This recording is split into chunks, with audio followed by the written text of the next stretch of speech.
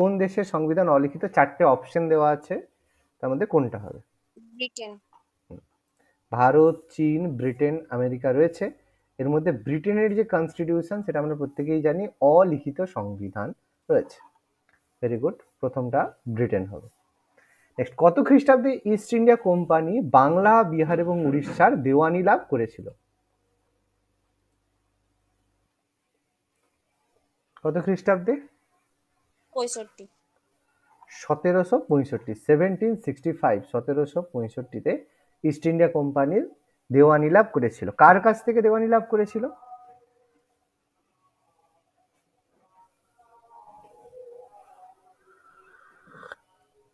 মনে আছে কার কাছ থেকে দেওয়ানি লাভ করেছিল? দ্বিতীয় শাহ আলম, মুঘল সম্রাট দ্বিতীয় শাহ আলম। মনে পড়ছে? আচ্ছা, 1784 খ্রিস্টাব্দে কোন আইন পাস হয়েছিল? 1784-এ কোন অ্যাক্ট পাস হয়েছিল? ব্রিটিশ ভারত শাসন আইন। পিটের ভারত শাসন আইন, পিটের ভারত শাসন আইন, পিটস ইন্ডিয়া অ্যাক্ট 1784 খ্রিস্টাব্দে পিটের ভারত শাসন আইন পাস হয়েছিল। Very good. আচ্ছা, স্বরাজ দল কত খ্রিস্টাব্দে প্রথম সংবিধান রচনার দাবি তুলেছিল? 1924। 1924। আর স্বরাজ পার্টি তৈরি হয়েছিল কবে? 1923-এ। 23-এ। ফাউন্ডার কে? প্রতিষ্ঠাতা? চিত্তরঞ্জন দাস। দেশবন্ধু চিত্তরঞ্জন দাস, এবং সম্পাদক ছিল মতিলাল নেহেরু। ঠিক আছে, তারা মিলে বানিয়েছিল স্বরাজ পার্টি বা স্বরাজ দল। আচ্ছা, নেক্সট তাহলে পরের কোশ্চেন। আচ্ছা,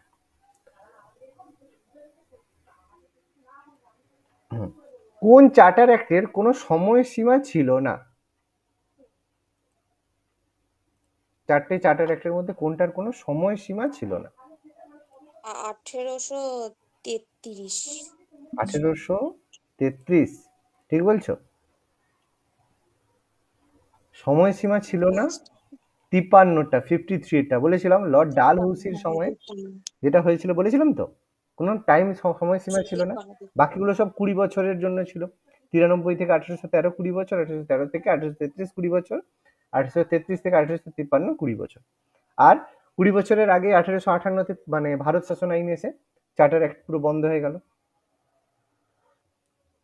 আচ্ছা, নেক্সট পরের কোশ্চেন কি বলেছে? সংবিধানের প্রথম খসড়া প্রস্তুত করেছিলেন কে?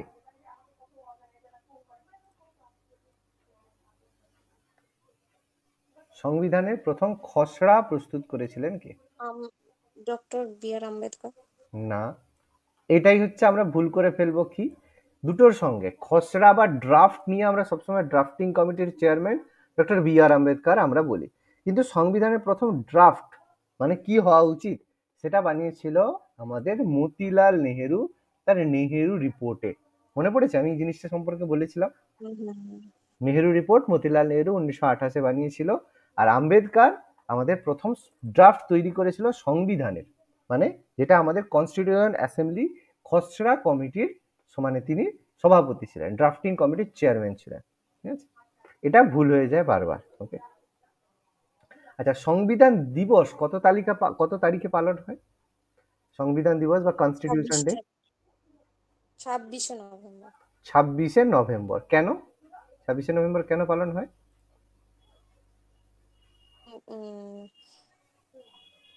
ওই দিনই আর কি সংবিধান লেখা কমপ্লিট হয়েছিল। হ্যাঁ, সংবিধান ওই দিন সম্পূর্ণ হয়েছিল বা কমপ্লিট হয়েছিল বা গৃহীত হয়েছিল। ঠিক আছে, সব থেকে ভালো কথা, সংবিধান ওই দিন গৃহীত হয়েছিল, সেই জন্য ওই দিনটাকে সংবিধান দিবস বা কনস্টিটিউয়েন্ট ডে হিসেবে পালন করা হয়।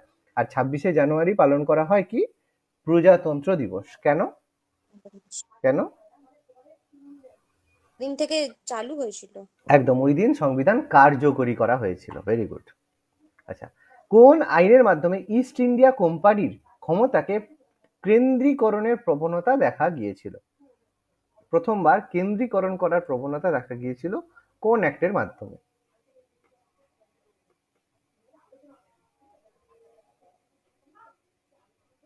বলেছিলাম, মনে করো। Council act. না, এটা আমরা কাউন্সিল একটা অপশনের মধ্যে দেওয়া নেই।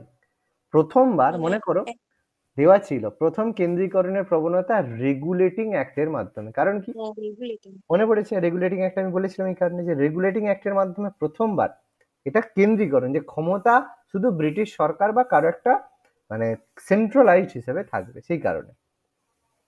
আচ্ছা, এই জন্য বললাম প্রথম। হুম, কেন্দ্রীকরণের প্রবণতা প্রথম দেখা গিয়েছিল রেগুলেটিং অ্যাক্টের মাধ্যমে। আচ্ছা, কত খ্রিস্টাব্দে সুপ্রিম কোর্ট প্রতিষ্ঠিত হয়েছিল? কলকাতায় সুপ্রিম কোর্ট কত খ্রিস্টাব্দে প্রতিষ্ঠিত হয়েছিল? 1773। 1774। 73-এ রেগুলেটিং অ্যাক্ট ছিল, সেই রেগুলেটিং অ্যাক্টের আন্ডারে 74-এ সুপ্রিম কোর্ট গঠিত হয়েছিল। মনে পড়ছে এবার? আর 74-এই প্রথম প্রধান বিচারপতি কে ছিল?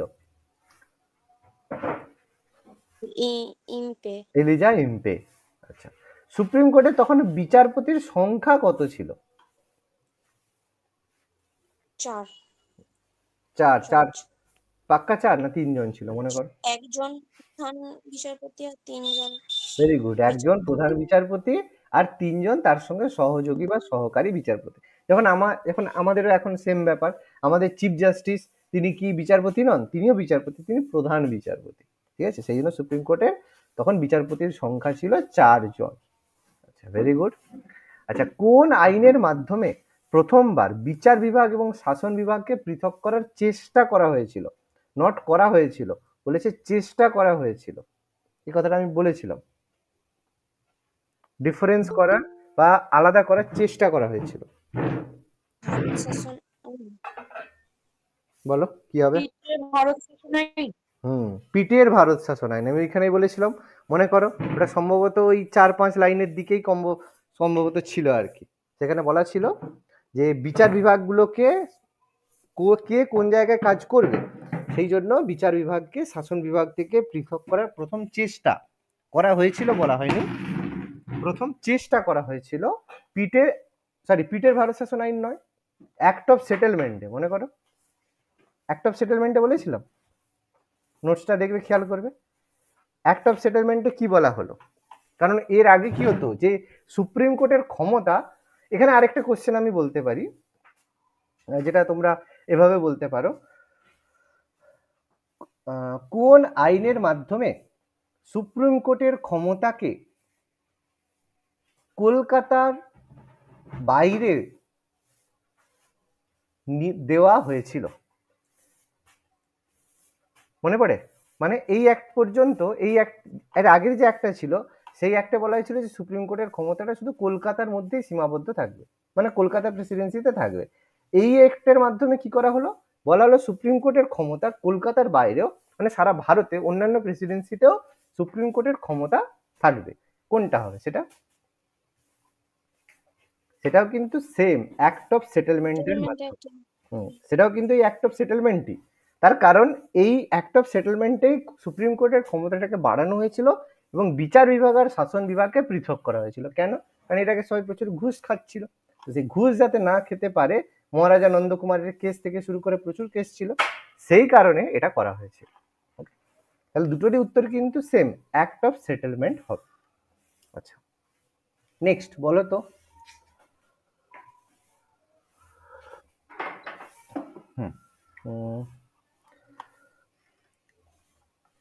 কোন আইনের মাধ্যমে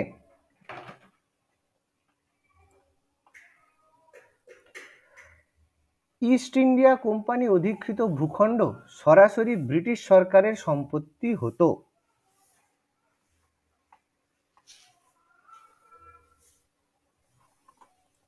কোন আইনের মাধ্যমে ইস্ট ইন্ডিয়া কোম্পানির অধিকৃত ভূখণ্ড সরাসরি ব্রিটিশ সরকারের সম্পত্তি হতো? বলেছিলাম এর আগে ইস্ট ইন্ডিয়া কোম্পানি নিজের জায়গা রাখতে পারতো, তো এই অ্যাক্টের মাধ্যমে ইস্ট ইন্ডিয়া কোম্পানি যা সম্পত্তি অধিকার করে। কোনটা বাবা? কি হবে উত্তর? একটা কি? আচ্ছা ক্রাউন রুল। আচ্ছা, আমি অপশন গুলো দিচ্ছি, এই চারটেই অ্যাক্ট। এই চারটে অ্যাক্টের মধ্যে কোনটা?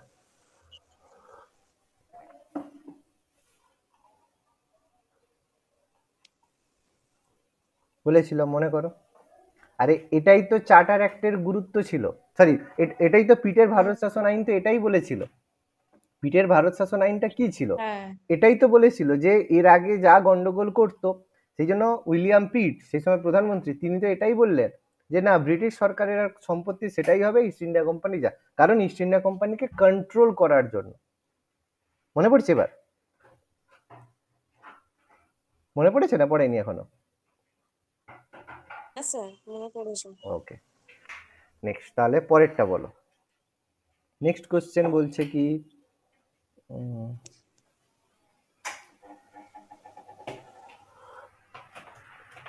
আচ্ছা,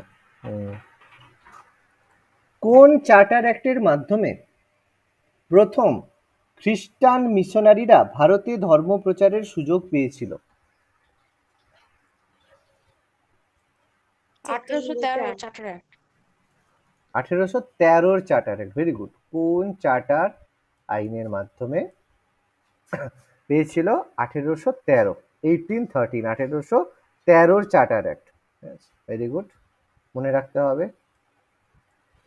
আচ্ছা, নেক্সট পরেরটা বলো।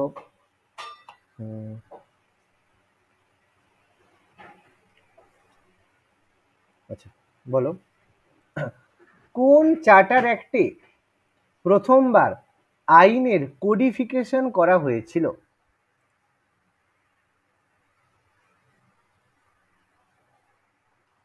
অপশন বলতে গেলে ওই সেম গুলোই, চারটেই তো আছে, চারটের মধ্যে কোনটা হবে?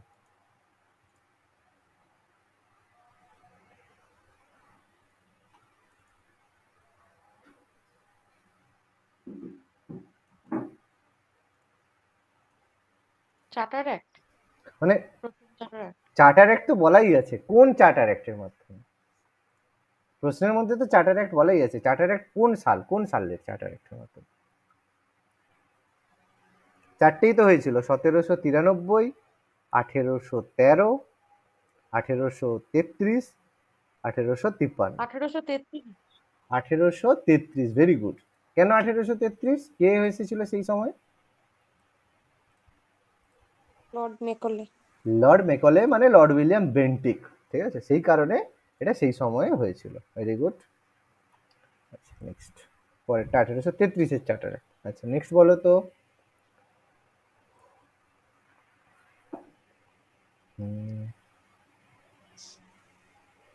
আচ্ছা, কোন চার্টার অ্যাক্টের মাধ্যমে ইস্ট ইন্ডিয়া কোম্পানির একচেটিয়া বাণিজ্যের অধিকার লোপ পায় সম্পূর্ণভাবে? 1853। 1853। সম্পূর্ণভাবে যদি বলা হয় তাহলে কোনটা হবে?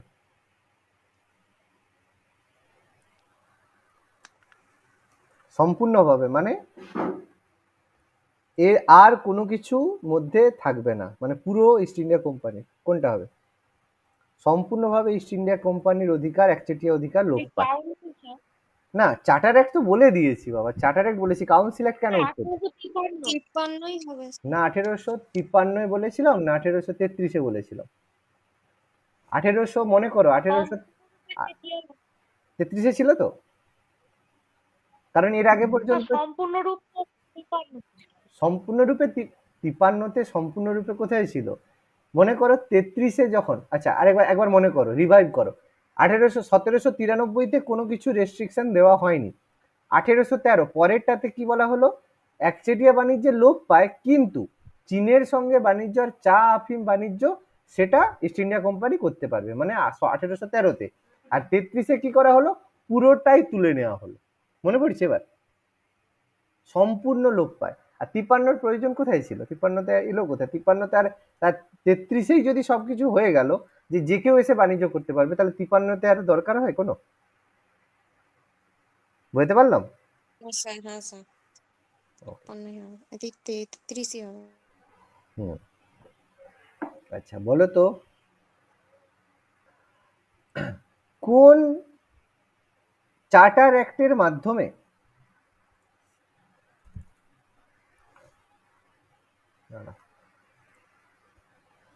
আচ্ছা হ্যাঁ বলো, কোন চার্টার অ্যাক্টে প্রথমবার অ্যাক্ট কথাটা ব্যবহার করা হয়েছিল? এর আগে অ্যাক্ট ছিল না, এর আগে প্রভিশন ছিল, মানে রেগুলেশন ছিল। প্রথমবার অ্যাক্ট বা আইন কথাটা ব্যবহার করা হয়েছিল কোন চার্টার অ্যাক্টে?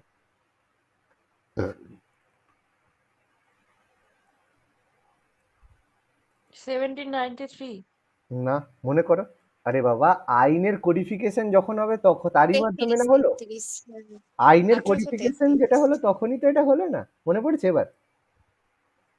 সেখানেই তো অ্যাক্ট ব্যাপারটা আসবে, সেখানেই তো রেগুলেশন থেকে অ্যাক্ট হয়ে যাবে কথাটা এবার। এই যে এই জন্য বললাম যে এগুলো থেকে, যে চার্টার অ্যাক্ট থেকে যে কোশ্চেন হতে পারে, পসিবিলিটি কোশ্চেন আমি সব আলোচনা করে দিচ্ছি, দেখবে আর কোনো জায়গায় কোনো অসুবিধা হবে না। আচ্ছা, নেক্সট বলো তো।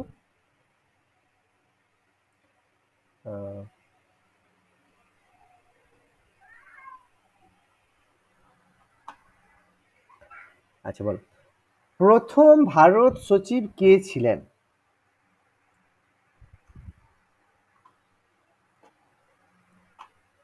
প্রথম ভারত সচিব কে ছিলেন? অথবা আরেকটা কোশ্চেন ভাবতে পারো। স্ট্যানলে। আল স্ট্যানলি, ভেরি গুড। স্ট্যানলে তো। আল স্ট্যানলি, এরকম ভাবে কোশ্চেনটা আসবে, অথবা অথবা বলতে এরকম আসবে যে ভারত সচিব পদের সৃষ্টি করা হয়েছিল কোন আইনের মাধ্যমে? ভারত সচিব পদ সৃষ্টি করা হয়েছিল কোন আইনের মাধ্যমে? কোন আইন হবে? ভারত শাসন, ওই তো 1858 অ্যাক্ট। খ্রিস্টাব্দের ভারত শাসন আইন, তাই তো? ভারত শাসন হয়। 1858 ভারত শাসন আইন, একদম। আবার কি আছে, একদম তো সিম্পল উত্তর, কোনো সমস্যা নেই। আচ্ছা, নেক্সট।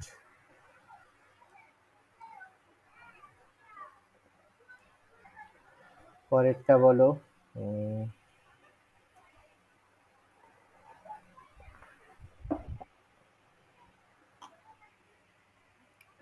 আচ্ছা আচ্ছা, বলো তো, কাউন্সিল অফ ইন্ডিয়া গঠন করা হয়েছিল কোন আইনের মাধ্যমে? কাউন্সিল অফ ইন্ডিয়া গঠন করা হয়েছিল কোন আইনের মাধ্যমে? অথবা এরকম পড়বে, কাউন্সিল অফ ইন্ডিয়ার প্রথমবার সদস্য সংখ্যা কত ছিল?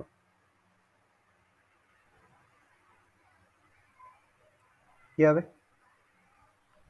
এটা কি স্যার কাউন্সিল অ্যাক্ট 1864? না, একদম না। ওই জন্য নোটটা দিয়েছিলাম, একটু পড়তে হবে ভালো করে, ভালো করে পড়তে হবে। নোটটা ভালো করে পড়েছিলে? সবটা পড়া হয়নি। পড়া হয়নি আমি জানি, কারণ পড়া হয়নি বলে উত্তরগুলো ঠিকঠাক আসছে না। পড়া হলে উত্তর ঠিক আসতো, কারণ বিশাল কিছু কঠিন ব্যাপার তো নয়, মানে এমন কিছু কঠিন সেরকম তো দিইনি। কাউন্সিল অফ ইন্ডিয়া মানেটা কি? মানে হচ্ছে, এটা হচ্ছে উপদেষ্টা পরিষদ, যে ভাইসরয়, যে ভারত সচিব আসবে তাকে উপদেশ দেওয়ার জন্য যে উপদেষ্টা পরিষদ গঠন করা হয়েছিল তার নাম ছিল কাউন্সিল অফ ইন্ডিয়া। এটা অ্যাকচুয়ালি ছিল উপদেষ্টা পরিষদ, মানে উপদেশ দেওয়ার জন্য। তাহলে এটা কোন আইনের মাধ্যমে হয়েছিল? উপদেষ্টা পরিষদ কাউন্সিল অ্যাক্ট। না, ভালো করে লক্ষ্য করো। 1858 ভারত শাসন আইনের মাধ্যমে ভাইসরয়কে আর হচ্ছে ভারত সচিবকে পরামর্শ দেওয়ার জন্য কাউন্সিল অফ ইন্ডিয়া বা উপদেষ্টা পরিষদ গঠন করা হয়েছিল। কতজন সদস্য ছিল? 15 জন সদস্য। 15 জন সদস্য। পেয়েছো? নোটসটা যদি থাকে বের করে দেখো, সুন্দর করে পেয়ে যাবে, জল জল করে লেখা আছে। আছে? ওই জন্য, খোলা হয়নি। ওই জন্য বললাম পড়তে হবে বাবা, না পড়লে সমস্যা আছে, না পড়লে তো বাবা হবে না, না। আচ্ছা, নেক্সট।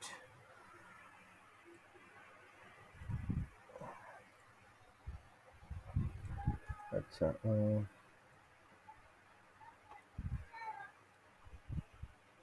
আচ্ছা আচ্ছা, এখানে আছে, এখানে আচ্ছা, নেক্সট পরেরটা বলো। কোন আইনের মাধ্যমে প্রথমবার প্রশাসনিক কাঠামোর সংস্কার করা হয়েছিল?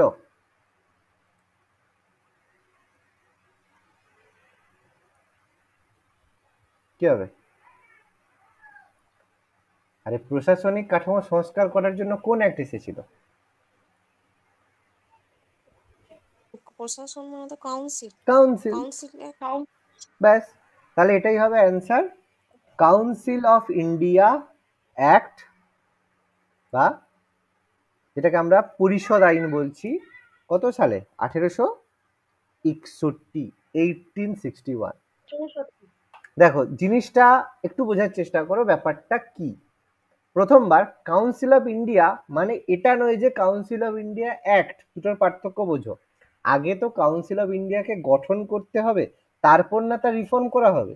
তাহলে গঠন করা হলো কোনটা? 1858 সালে ভারত শাসন আইনের মাধ্যমে গঠন করা হলো 15 জন সদস্য দিয়ে। এবার তারা কাজে গাফিলতি তো করুক, তাহলে না তার সংস্কার করা হবে। তাহলে তার সংস্কার করার জন্য 1861 সালে এলো প্রথম কাউন্সিল অ্যাক্ট। বোঝাতে পারলাম না পারলাম না?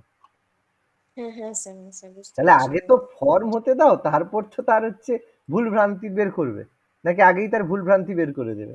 কাউন্সিল মানে কি কাউন্সিল অ্যাক্ট হয়ে গেল, আগে তো কাউন্সিলটা গঠন হোক, তাহলে তারপর না তার হচ্ছে তুমি ভুল ভ্রান্তি বের করবে। কি বললাম, বোঝা গেল? ক্লিয়ার হয়েছে? হ্যাঁ স্যার। আচ্ছা নেক্সট, পরেরটায় যাও, পরের কোশ্চেন বলো। কত খ্রিস্টাব্দে বাংলাতে নতুন আইন পরিষদ গঠিত হয়েছিল?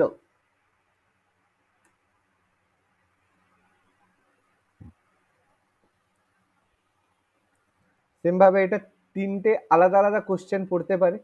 একটা বাংলাতে পড়বে যে বাংলাতে কবে হয়েছিল, আরেকটা কোথায় পড়বে, এটা পড়বে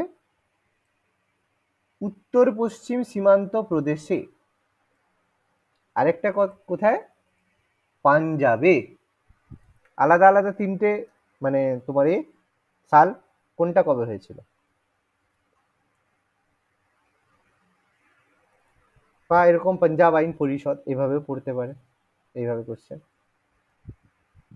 সাল মনে আছে? ভুলে গেলে হবে না বাবা, এটা ছিল 1862। আর নর্থ ওয়েস্ট ফ্রন্টায়ারে কবে করা হলো? 1866, 66। আর পাঞ্জাবে হলো 1887, সরি 97, 1897। এটা বাংলাটা ভুল ছিল, ইংলিশটা 1897। মনে পড়ছে না মনে পড়েনি এখন?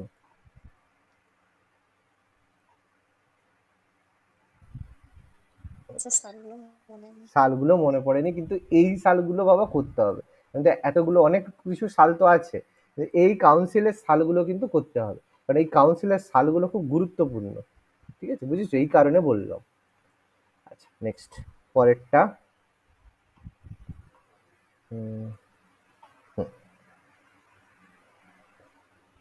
এবার বলো তো,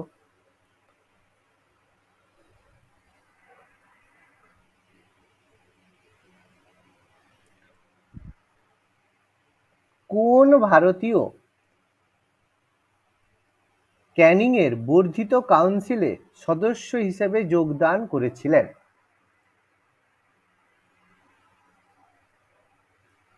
তিনজন ব্যক্তির নাম বলেছিল। স্যার ওই ওই বেনারসের রাজা ওদের ওইটা হয়। একদম, বেনারসের রাজা পাটিয়ালা মহারাজা আর আর আর স্যার স্যার দিনকার রাও। দিনকার রাও। Very good. এবার অপশনের মধ্যে এই দিনকার রাওটাই কিন্তু কোশ্চেনের মধ্যে থাকবে, কারণ ওটা একটা পার্সন এবং তার নামটা, বাকিরাও পার্সন, ঠিক আছে, বেনারসের রাজা কি আর পার্সন নয়? সেও পার্সন, কিন্তু তার যেহেতু নাম মেনশন করা নেই সেই কারণে এটা পোস্ট, কিন্তু দিনকার রাও অ্যাজ এ পার্সন, একজন ব্যক্তি হিসাবে যোগদান করেছিল। ওই জন্য দিনকার রাওয়ের, স্যার দিনকার রাওয়ের নামটা বেশি মনে রাখতে হয়। ঠিক আছে, বাকি নামগুলো হিসেবেও পড়তে পারে কিন্তু জেনারেলি পড়ে না, কারণ দিনকার রাওয়ের নাম প্রপার বলা আছে, পাটিয়ালার মহারাজ, বেনারসের রাজা, আর স্যার দিনকার রাও ছিল, তাই তো? পাটিয়ালার মহারাজা। এবার এদের যেহেতু নাম মেনশন নেই সেই জন্য এদের নাম পড়ে না, কিন্তু দিনকার রাও স্যারের নামটা মেনশন করা আছে, সেই জন্য ওটা পরীক্ষায় পড়ে। ওকে, আচ্ছা বলো তো নেক্সট।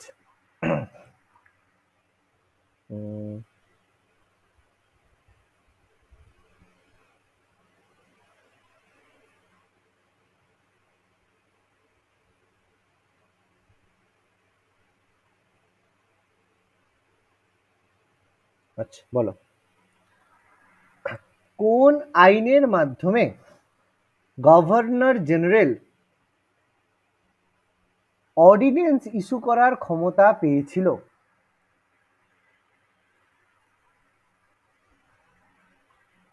অর্ডিন্যান্স মানে বুঝিয়েছিলাম, অর্ডিন্যান্স ইস্যু করার ক্ষমতা কোন আইনের মাধ্যমে পেয়েছিল? অপশন দিতে হবে না পারবে? স্যার একটু অপশন দিন। আচ্ছা অপশন দিচ্ছি, চার্টার আইন 1813, অ্যাক্ট অফ সেটেলমেন্ট, ভারত শাসন আইন 1858, কাউন্সিল অ্যাক্ট 1861। কি হবে? এই কাউন্সিল অ্যাক্ট হবে। এটাই হচ্ছে বারবার আমরা ভুল করে ফেলি, ঠিক আছে, এটাই আমরা বারবার ভুল করে ফেলি। কি ভুলটা করে ফেলি এবার মনে হচ্ছে কেন? কারণ স্যার এটা কাউন্সিল থেকে কোশ্চেন করছিল, তাহলে এটা কেন হবে? ঠিক আছে, এটাই আমরা ভুল করে ফেলি, আর এইখানেই হচ্ছে ব্যাপার। দেখো এটার অ্যান্সার হবে কি? এটার অ্যান্সার হবে অ্যাক্ট অফ সেটেলমেন্ট এটা অ্যাক্ট। ভারত সরকারের না, এটা অ্যাক্ট অফ সেটেলমেন্ট অ্যাক্টে দেখো, এর আগে ভাইসরয় যে হতো সে কিন্তু অর্ডিন্যান্স ইস্যু করতে পারতো না, মানে গভর্নর জেনারেল অর্ডিন্যান্স ইস্যু করতে পারতো না, যেটা রেগুলেটিং অ্যাক্টের মাধ্যমে করা হয়েছিল। কিন্তু অ্যাক্ট অফ সেটেলমেন্টে বলা হলো গভর্নমেন্ট যে হচ্ছে আমাদের গভর্নর জেনারেল হবে, সে অর্ডিন্যান্স ইস্যু করতে পারবে, কিন্তু সেগুলো সুপ্রিম কোর্টে নিবন্ধিত, মানে সুপ্রিম কোর্টের সেটাকে রিভাইভ করবে বা সুপ্রিম কোর্ট সেটাকে জাজ করতে পারবে। এবার এই যে অর্ডিন্যান্স, এবার তাহলে ক্রাউন রুল আসার পরে, মানে আমাদের যেটা হচ্ছে চার্টার অ্যাক্টে, সেখানে অর্ডিন্যান্সের কি পার্টটা এলো? এবার দেখো পরের কোশ্চেনটা এখানে করছি, তাহলে দুটোর মধ্যে ক্লিয়ার হয়ে যাবে। কোন আইনের মাধ্যমে কাউন্সিলের অনুমতি ছাড়া ভাইসরয় অর্ডিন্যান্স ইস্যু করতে পারতো? তাহলে ব্যাপারটা জিনিসটা বোঝো, অর্ডিন্যান্স নিয়ে দুটো কোশ্চেন, একটা হচ্ছে গভর্নর জেনারেলের সময় কাউন্সিল মানে অর্ডিন্যান্স, আর একটা ভাইসরয়ের অর্ডিন্যান্স। ব্যাপারটা বোঝো, তাহলে ভাইসরয়ের অর্ডিন্যান্স যদি কখনো প্রশ্ন আছে, তাহলে আগে ভাইসরয়কে তো তৈরি করতে হবে। তাহলে ভাইসরয় তৈরি হলো কোন অ্যাক্টের মাধ্যমে? গভর্নমেন্ট অফ ইন্ডিয়ার বা ভারত শাসন আইন 1858 মাধ্যমে ভাইসরয় হলো। তার মানে এরপর যদি ভাইসরয়ের অর্ডিন্যান্স ইস্যু করার কথা প্রশ্ন বলে, তাহলে অবশ্যই ভারত শাসন আইন 1858 পরে হবে। তাহলে সেটা যখন হবে, সেটা ডেফিনেটলি হবে কাউন্সিল অ্যাক্ট 1858, এটা হবে। কিন্তু যখনই তুমি গভর্নর জেনারেলের প্রশ্ন আসবে, তখন তুমি নিশ্চয়ই ভারত শাসন আইনের কথা বা তার পুরনো কথা বলতে পারবে না, তোমাকে তার আগের কথা বলতে হবে। তাহলে হতে পারে হয় চার্টার অ্যাক্ট হতে পারে, বা অ্যাক্ট অফ সেটেলমেন্ট হতে পারে, বা পিটের ভারত শাসন আইন হতে পারে, বা রেগুলেটিং অ্যাক্ট হতে পারে। কথাগুলো বোঝা যাচ্ছে না যাচ্ছে না? বুঝতে পারছি কথাটা? তোমাকে পোস্টটা তো আগে ভাবতে হবে। ক্লিয়ার হচ্ছে কি বলছি আমি? হ্যাঁ স্যার। তাহলে দুটোর পার্থক্য বোঝো, অর্ডিন্যান্স ইস্যু করার ক্ষমতা অ্যাক্ট অফ সেটেলমেন্ট, কিন্তু কাউন্সিলের অনুমতি ছাড়া অর্ডিন্যান্স ইস্যু করার ক্ষমতা কাউন্সিল অফ অ্যাক্ট 1861। ক্লিয়ার হলো? হ্যাঁ স্যার। ওকে, নেক্সট, এবার বলো।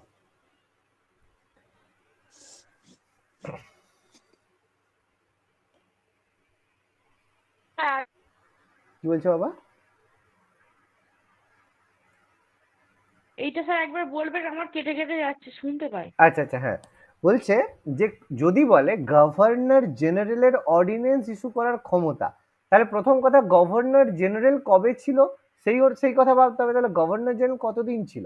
ভারত শাসন আইন 1858 পর্যন্ত গভর্নর জেনারেল ছিল। তাহলে গভর্নর জেনারেলের কোনো যদি প্রশ্ন আসে, তাহলে অবশ্যই তার আগের যে অ্যাক্ট সেগুলো হবে, ভারত শাসন আইনের আগের অ্যাক্ট হবে। তাহলে সেটা হয় অ্যাক্ট অফ সেটেলমেন্ট হবে, অথবা চার্টার অ্যাক্ট হবে, বা রেগুলেটিং অ্যাক্ট হবে, যে কোনো একটা হবে। কিন্তু যখনই কোশ্চেনটা এসে যাবে যে ভাইসরয়ের অর্ডিন্যান্স ইস্যু করার ক্ষমতা, তাহলে ভাইসরয়ের অর্ডিন্যান্স ইস্যু, তার মানে ভাইসরয় হওয়ার পরে তো তার হবে, তাহলে নিশ্চয়ই ভারত শাসন আইন অথবা ভারত শাসন আইনের পরে যে কাউন্সিল অ্যাক্ট সেগুলো হবে। ক্লিয়ার হলো? বোঝাতে পারলাম কি কথাটা? আর ক্ষমতাটা হ্যাঁ স্যার। ক্ষমতাটা বোঝার চেষ্টা করো। আগে তো ইস্যু করার ক্ষমতা পাবে, না আগে অনুমতি ছাড়া ইস্যু করার ক্ষমতা পাবে? তা আগে তো ইস্যু করার ক্ষমতা তাকে দিতে হবে, যে সে ইস্যুটা তো করুক, তারপর অনুমতি ছাড়া করবে। কি বললাম, বোঝা গেল? আচ্ছা, এবার বলো, কোন হ্যাঁ আইনের মাধ্যমে প্রথমবার ইলেকশন কথাটা ব্যবহার করা হয়েছিল? ইলেকশন বা যেটাকে আমরা আহ, নির্বাচন বলতে পারি, যাই বলি, ইলেকশন কথাটা ব্যবহার করা হয়েছিল কোন আইনে?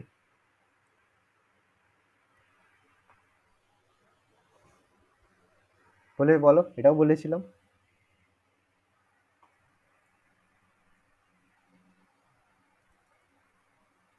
কি ছিল?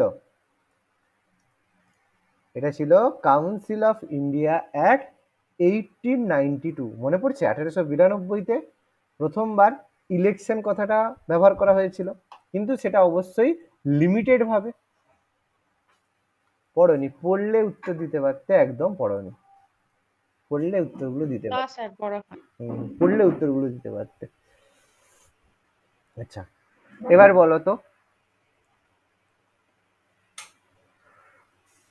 সত্যেন্দ্র প্রসাদ সিনহা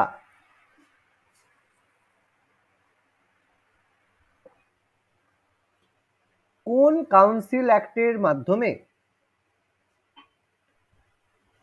ভাইসরয়ের কার্যনির্বাহী কমিটিতে যোগদান করেছিলেন?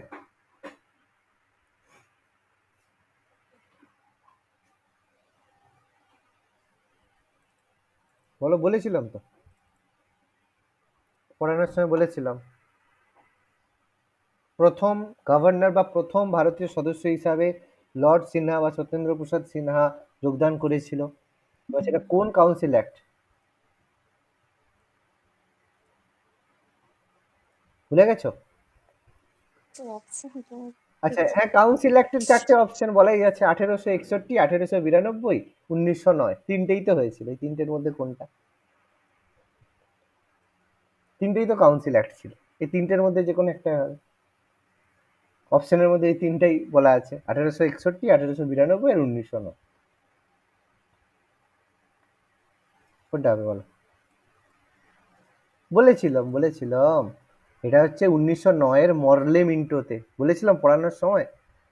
বললে মিনিটটা, হ্যাঁ যে বললে তোমরা এটা তো পড়ে নিয়েছো যে প্রথম ভারতীয় সদস্য কে ছিল, সেটা তো বারবার পড়ে নিয়েছো, পড়ে মুখস্থ করে নিয়েছো, কিন্তু এখন তো আরো চালাক হয়ে গেছে, এখন কোশ্চেন অন্য দেবে, যে তুমি কতটা ভালো করে পড়েছো, তাই তো? আচ্ছা, নেক্সট বলো, সাম্প্রদায়িক নির্বাচন কোন কাউন্সিল আইনের সাথে সম্পর্কিত?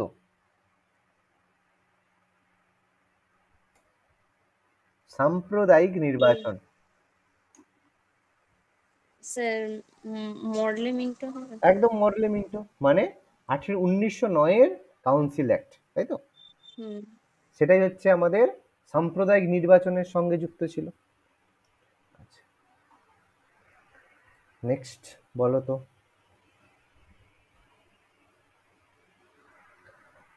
কোন কাউন্সিল অ্যাক্টের মাধ্যমে প্রথম সদস্যরা বাজেট নিয়ে বিতর্ক করতে পারত?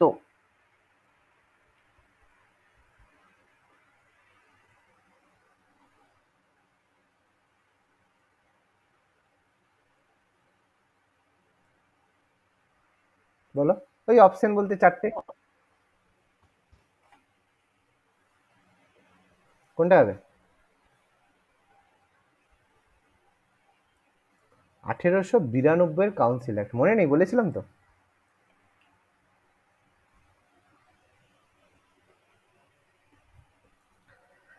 আচ্ছা, ভালো, আর পড়নি, আর কি বলি বলো তো। আচ্ছা, নেক্সট বলো, ভারতের হাই কমিশনার পদ সৃষ্টি করা হয়েছিল কোন আইনের মাধ্যমে?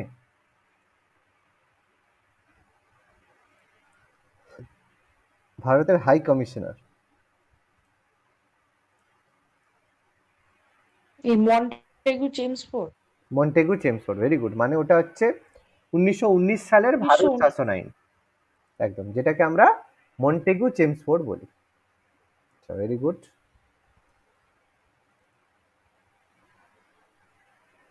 আচ্ছা, নেক্সট,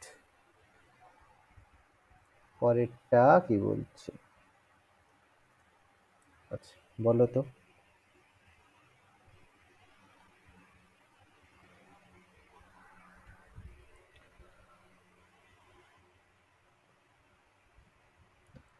কোন আইনের মাধ্যমে, না এটা এভাবে বলো, ফেডারেশন ব্যবস্থা চালু করার প্রস্তাব প্রথমবার কোন আইনে পেশ করা হয়েছিল?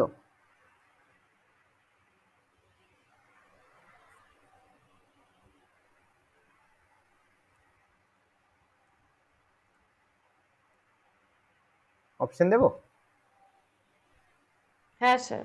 আচ্ছা, council of India act, sorry, council of India act 1892। Next 1919 সালের ভারত শাসন আইন।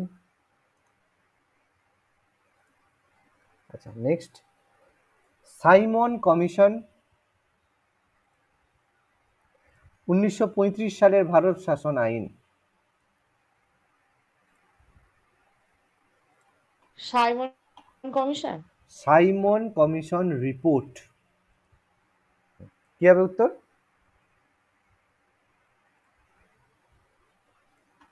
নেহেরু রিপোর্ট। সাইমন কমিশনের রিপোর্ট, সেখানে প্রথমবার ফেডারেশন ব্যবস্থা চালু করার প্রস্তাব করা হয়েছিল, ঠিক আছে, পেশ করা হয়েছিল।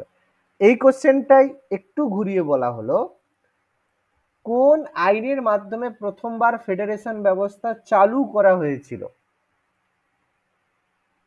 কি হবে তখন উত্তরটা? সেম হবে না অন্য কিছু হবে? অপশন এই চারটেই দেওয়া আছে, এই চারটেই অপশন। তাহলে ফেডারেশন ব্যবস্থা চালু করা হয়েছিল কোন অ্যাক্টের মাধ্যমে? তখন উত্তর হয়ে যাবে 1935 ভারত শাসন আইন। একদম, তখন হয়ে যাবে 1935 সালের ভারত শাসন আইন। বোঝা গেল? ডাউট থাকবে না?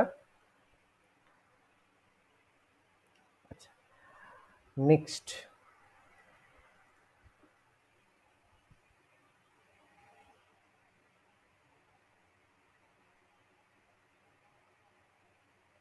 কত খ্রিস্টাব্দে সাইমন কমিশনের প্রস্তাব, কত খ্রিস্টাব্দে সাইমন কমিশনের প্রস্তাব বা প্রতিবেদন পেশ হয়?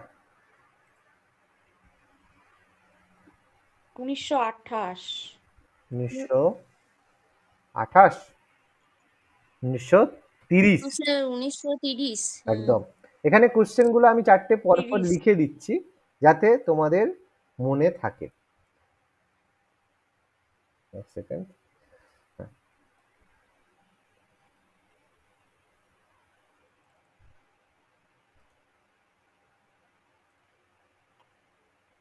দেখো, প্রথমে কোশ্চেন আসবে, কত খ্রিস্টাব্দে সাইমন কমিশন, সাইমন কমিশন ভারতে আসে? যদি ভারতে আসে বলে তাহলে উত্তর কি হবে? 1927। 1927। 27 ঠিক আছে, ভেরি গুড। উত্তর হবে 1928। ঠিক আছে, ভুল হ্যাঁ হবে। স্যার, সরি, ভেরি 27-এ গুড, তৈরি হয়েছিল, 28-এ এসেছিল। একদম। তাহলে কোশ্চেন আসবে, কত খ্রিস্টাব্দে সাইমন কমিশন গঠিত হয়েছিল? তখন উত্তর আসবে হ্যাঁ 1927। স্যার, 27 হবে। ঠিক আছে, আর কত খ্রিস্টাব্দে সাইমন কমিশন প্রতিবেদন পেশ করে? 1930। তাহলে এইটা যেন গুলিয়ে না যায়, 29-এর ব্যাপার কিছু নেই, 1927, 28 আর 30। ওকে, আচ্ছা, নেক্সট প্রশ্ন, সাইমন কমিশনের সদস্য সংখ্যা কত ছিল? 8 জন। 7 জন। 8 নয়, 7, 7, যেটাকে বলা হতো অল হোয়াইট কমিশন।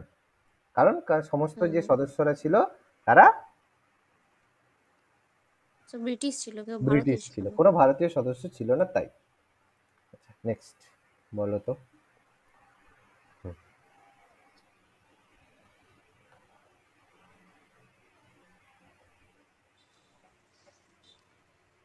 আচ্ছা, কত খ্রিস্টাব্দে প্রথম যুক্তরাষ্ট্রীয় আদালত গঠিত হয়েছিল? 35-এ ভারত শাসন আইন। সাল জানতে চেয়েছে।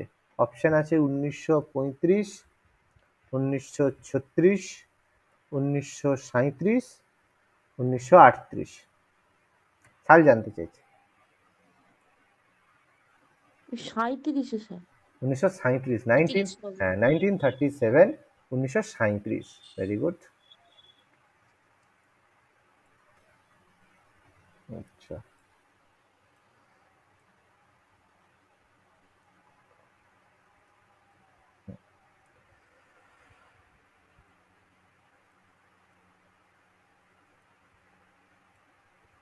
নেক্সট, পরের কোশ্চেনের উত্তর বলো।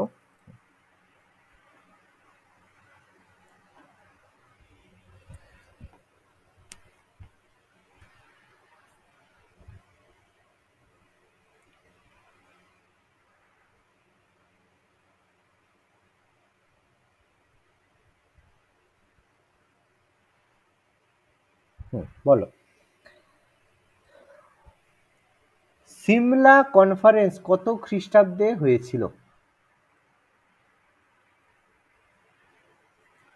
1942, 1943, 1944, 1945। সিমলা অধিবেশন, সিমলা কনফারেন্স। আর একটু সহজ করে দিই সিমলা কনফারেন্স নিয়ে। ওয়াভেল প্ল্যান বা ওয়াভেল 42, পরিকল্পনা। 1942। না, ওয়াভেল 42-এ কবে ছিল বাবা? ওয়াভেল ভারতে এলোই তো 43-এ। ওয়াভেল প্ল্যান পেশ হয়েছিল 44 স্যার তাহলে। 1945, 1945, 1945-এর 14ই জুন। ডেট মনে পড়ে বলা ছিল। আচ্ছা যাই হোক, ভুলে গেছো, ভালো কথা। সেটাকে সিমলা কনফারেন্স বলা হচ্ছে। আচ্ছা বলো তো, সিমলা কনফারেন্সে কংগ্রেসের নেতৃত্ব প্রদান করেছিলেন কে?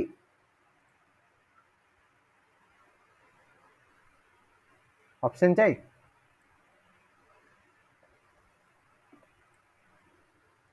অপশন লাগবে? দিন। জওহরলাল নেহেরু, মৌলানা আবুল কালাম আজাদ,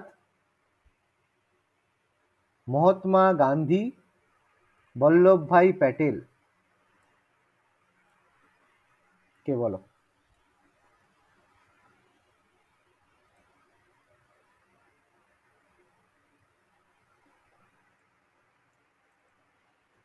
জওহরলাল নেহেরু।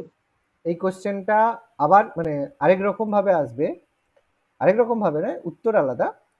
সিমলা কনফারেন্সে মুসলিম লীগের মুসলিম লীগের নেতৃত্ব প্রদান করেছিলেন কে? তাহলে দুটো জায়গা থেকে দুজন আসবে। তাহলে প্রথম কথা, এখানে নেতৃত্ব দিয়েছিল মৌলানা আবুল কালাম আজাদ। কেন? কারণ বাকিরা সব জেলে ছিল তখন, ঠিক আছে, শুধু আজাদ বাইরে ছিল, সেই কারণে বাকিরা। মৌলানা আবুল কালাম আজাদ কংগ্রেসের তখন সভাপতি ছিল এবং তিনি এই কনফারেন্স অ্যাটেন্ড করেছিলেন, ঠিক আছে। আর মুসলিম লীগের নেতৃত্ব প্রদান করেছিল কে? লিয়াকত আলী খান। নাম মনে রাখতে হবে। আচ্ছা নেক্সট,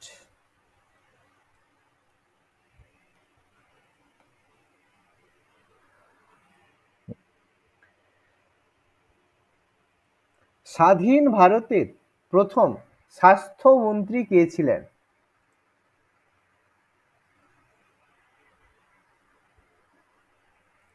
রাজকুমারী অমৃতা কর। ভেরি গুড, রাজকুমারী অমৃতা কাউর। কাউর মানে কর, যেটাকে কাউর বলছে সেই সেন্সে কাউর। আচ্ছা, স্বাধীন ভারতের প্রথম শিক্ষামন্ত্রী কে ছিলেন? Education minister. এতে মৌলানা আবুল কালাম আজাদ। মৌলানা আবুল কালাম আজাদ, ঠিক আছে। সেই কারণে আমরা আজকে ইতিহাসে তো ভুলভাল পড়ছি। আচ্ছা আচ্ছা, স্বাধীন ভারতের প্রথম আইনমন্ত্রী কে ছিলেন? ল মিনিস্টার।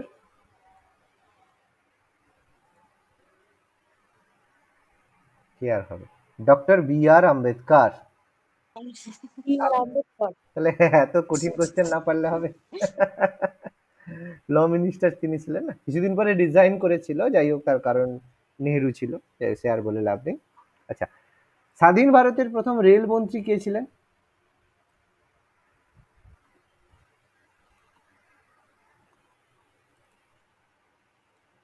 রেলওয়ে মিনিস্টার কে ছিল গো?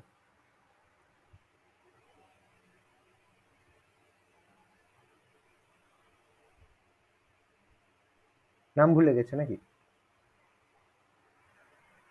আচ্ছা, অপশন বাবা, ব্যাস নামটা ছিল মনে করো। ডক্টর জন মাথাই। জন মাথায়, জন মাথায়। ঠিক আছে, মাথাই। মাথাই নামটা মাথাই। আচ্ছা, এসে গেছে বাবা, কি ভাগ্য। আচ্ছা, এবার বলো দেখি,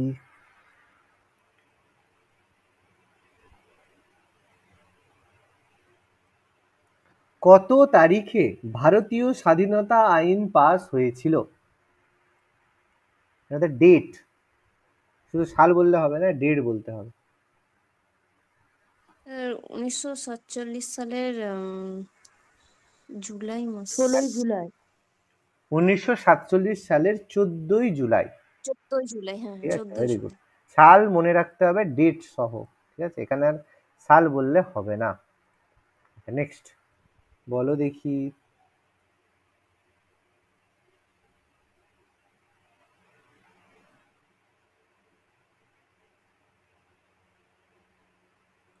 অন্তর্বর্তীকালীন সরকারের অর্থমন্ত্রী কে ছিলেন?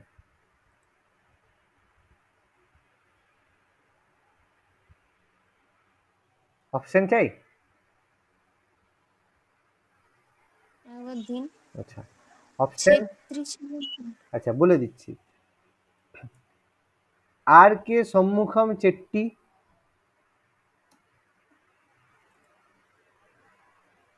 আচ্ছা পরেরটা লিয়াকত আলী খান, সরি লিয়াকত আলী খান,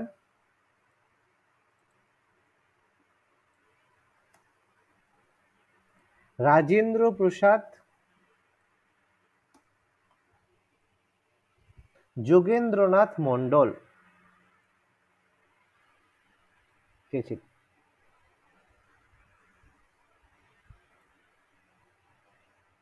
অন্তর্বর্তীকালীন সরকার বা ইন্টারিম গভর্নমেন্টের অর্থমন্ত্রী কে ছিল?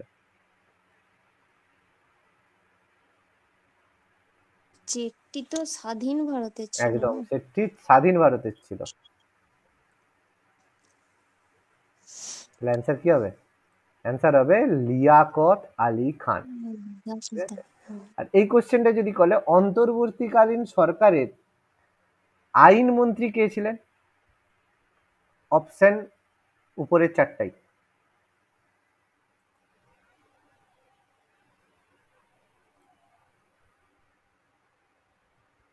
রাজেন্দ্র প্রসাদ। না, এটাই ভুল হয়ে যাবে, রাজেন্দ্র প্রসাদ সভাপতি ছিল। ঠিক আছে, তো তিনি নন, অ্যান্সার হবে যোগেন্দ্রনাথ মন্ডল। ওকে, যোগেন্দ্রনাথ মন্ডল অন্তর্বর্তীকালীন সরকারের আইন মন্ত্রী বা ল মিনিস্টার ছিল, কিন্তু মুসলিম লীগের সদস্য ছিলেন। ঠিক আছে, মন্ডল মানে হচ্ছে, এটা ভাববে না যে আমাদের এই মন্ডল, মন্ডল মুসলিমদেরও মন্ডল হয়। হুম, এই জন্য মন্ডল টাইটেল সব থেকে গন্ডগোলের টাইটেল। মানে অ্যাকচুয়ালি তারা কি, মানে কি কাস্ট বিলং করে বোঝা খুব মুশকিল ব্যাপার। আচ্ছা, যাই হোক, ঠিক আছে, আজকে মোটামুটি আমরা তো 50টা কোশ্চেন ডিসকাস করলাম। ঠিক আছে,